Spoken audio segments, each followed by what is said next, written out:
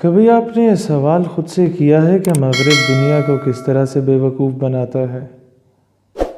ایک مثال آپ کو دینا چاہوں گا کہ جب رشیا، چائنا اور دیگر ممالک سے امریکہ کی ٹیکنالوجی کی ایک جنگ چل رہی تھی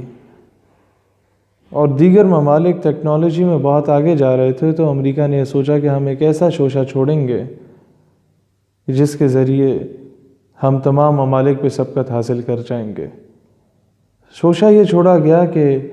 امریکی سائنسدان چاند پہ گئے ہیں، اور وہ فیک نیوز اتنی پھیلائی گئی کہ اسے جھوٹ کو اتنا پھیلایا جائے کہ لوگ اسے سچ تسلیم کرنا شروع ہو جائیں۔ دین یہ سوال کیا گیا کہ دنیا کو کس طرح سے مطمئن کرنا ہے کہ واقعی کوئی سائنسدان، کوئی انسان چاند پہ گیا ہے۔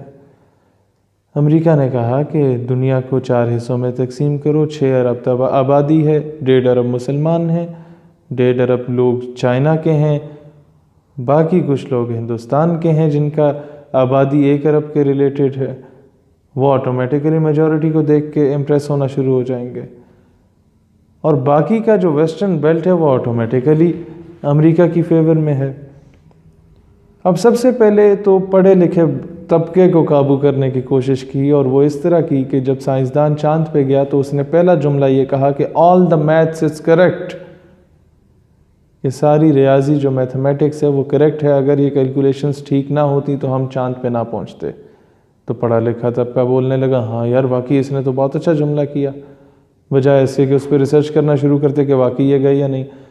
دین مسلمانوں کو کیسے امپریس کریں؟ وہ کہتے ہیں چاند پہ ہم گئے تو ہم نے دیکھا زمین پہ ایک جگہ چمک رہی تھی، وہاں سے نور نظر آ رہا تھا، ہم نے چاند سے جب اس جگہ کی طرف دوربین لگا کے غور سے دیکھا تو پتہ چلا یہ تو خانہ کعبہ ہے۔ مسلمانوں نے کہا سبحان اللہ، کیا بات ہے، بجائے اس کے کہ وہ تحقیق کرتے واقعی یہ گئے ہیں یا نہیں گئے، انہوں نے تسلیم کر دیا۔ پھر انہوں نے کہا کہ چائنا کے ساتھ ہمارا ٹیکنالوجی کا اچھا خاصا مقابلہ چل رہا ہے، چائنا کو کس طرح امپریس کریں؟ تو انہوں نے کیا کیا کہ ایک بہت لمبی سی لکیر ہم نے زمین پہ دیکھی۔ ہم حیرت میں تھے کہ چاند سے اتنی بڑی لکیر ہمیں زمین پہ نظر کیسے آنے لگ گئی، اسے ذرا غور سے دیکھیں یہ کیا ہے۔ تو پتہ کرنے پہ معلوم ہوا یہ تو دا گریٹ وال آف چائنا، دیوار چین ہے۔ وہ چینی کہنے لگے واہ واہ کیا بات ہے، بہت خوب، یہ تو واقعی چاند پہ گئے ہوں گے، اور چائنا کی گریٹ وال جو ہے وہ چاند پہ نظر آنے لگی، واہ واہ واہ واہ۔ اس طرح سے دنیا کو بے وقوف بنایا گیا۔ دوستو اسی طریقے سے ابھی اس سے پہلے میں بتانا چاہتا ہوں کہ جو لیٹسٹ رپورٹ آئی ناسا کی، وہ یہ آئی کہ آج تک کوئی بھی شخص چاند پہ نہیں گیا، یعنی کہ ڈرامہ رچایا گیا تھا۔ اب آتے ہیں دہشت گردی کی جانب۔ امریکہ ایک دہشت گرد بناتا ہے،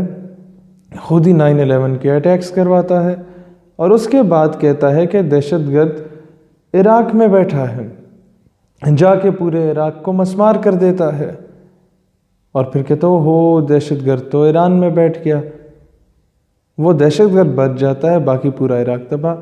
جاتے ہیں ایران کو تباہ کرتے ہیں، پھر کہتے ہیں یہ تو بھاگ کے افغانستان میں بیٹھ گیا، پھر پورا افغانستان تباہ کیا جاتا ہے، عورتوں کی عزتوں کو لوٹا جاتا ہے، مردوں کو شہید کیا جاتا ہے، اور پھر کہتے ہیں دہشت گرد تو ایبٹ آباد پاکستان میں بھاگ گیا، وہاں پہ آپریشن کیا جاتا ہے، ہمارے ملک کی سالمیت پہ حملہ کیا جاتا ہے،